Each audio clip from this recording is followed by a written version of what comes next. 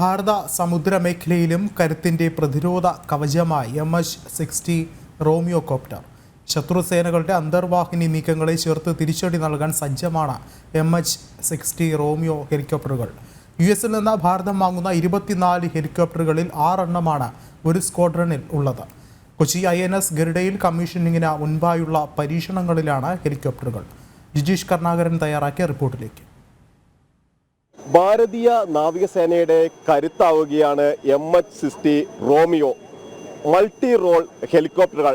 ഇത് രാജ്യത്തെ സംബന്ധിച്ചിടത്തോളം ശത്രുവിൻ്റെ പ്രതിരോധ കോട്ടകളെല്ലാം തകർക്കാൻ പോകുന്നതാണ്. പ്രത്യേകിച്ച് കടലിനടിയിൽ മറഞ്ഞിരുന്നുള്ള ആക്രമണങ്ങളെല്ലാം ചെറുക്കാൻ കഴിയുന്ന തരത്തിലാണ്. ഡെസ്ട്രോൺ കമാൻഡർ അശ്വൻ സാർ തന്നെ കൃത്യമായി തന്നെ വിശദീകരിക്കും. സാർ, എന്തൊക്കെയാണ് ഇതിൻ്റെ ഒരു പ്രത്യേകതകൾ എന്ന് പറയുന്നത്?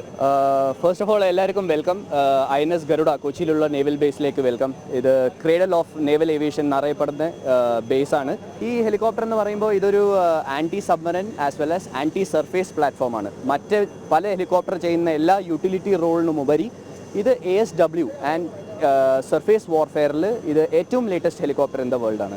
സോ ഇതിൽ നമുക്ക് സെൻസേഴ്സ് ഉള്ളത് പലതരം സെൻസേഴ്സ് ഉണ്ട്. അകത്ത് സോണാർസ് ഉണ്ട്, സോണോബോയ്സ് ഉണ്ട്. You can shoot this is sonobuoys. ഇവിടെ നിന്നാണ് നമ്മൾ ഇതിനെ ഷൂട്ട് ചെയ്യുന്നത് വെള്ളത്തിലേക്ക്.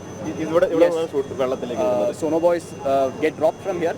സോ വെള്ളത്തിൻ്റെ അടിയിലുള്ള സബ്മറൈൻസിൻ്റെ ടോണൽ സ്പിക്ക് ചെയ്യാനുള്ള കേപ്പബിലിറ്റി ഉണ്ട്. ഇത് നമ്മൾക്ക് എയർക്രാഫ്റ്റിൽ ട്രാൻസ്മിറ്റ് ചെയ്ത് ലൊക്കേഷൻ കാണിച്ചു തരും.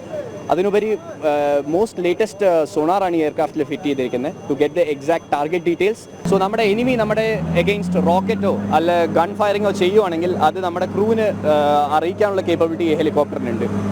ആൻഡ് അങ്ങനെ വല്ല ഹോസ്റ്റൈൽ ഫയർ ഉണ്ടെങ്കിൽ അതിന് അവരുടെ എനിമി റോക്കറ്റ്സിനെ കൺഫ്യൂസ് ചെയ്യാൻ തരമുള്ള ഷാഫ്റ്റ്സ് ആൻഡ് ഫ്ലെയർസും ഈ എയർക്രാഫ്റ്റിൽ ലഭ്യമാണ്.